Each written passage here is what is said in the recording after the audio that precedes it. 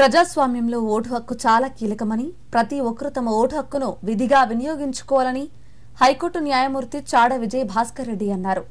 Parliament ఎన్నికల సందర్భంగా స్వగ్రామమైన దుబ్బాకలో కుటుంబ సమేతంగా ఆయన తన ఓటు హక్కును వినియోగించుకున్నారు.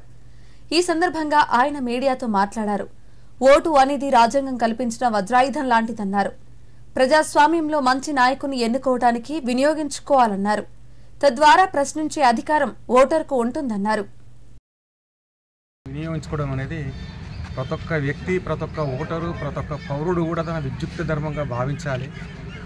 ఓటు హక్కు వినియోగించుకున్న నాడే ప్రజాస్వామ్యంలో ప్రజాప్రతినిధులను మనం ప్రశ్నించే అధికారం ఉంటుంది.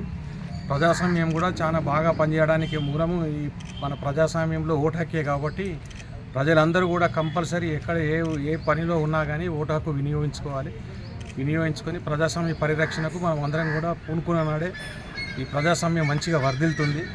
ప్రజలు కూడా అందరూ కూడా ప్రభుత్వాన్ని ప్రశ్నించే అధికారం కూడా కలిగి ఉంటారు.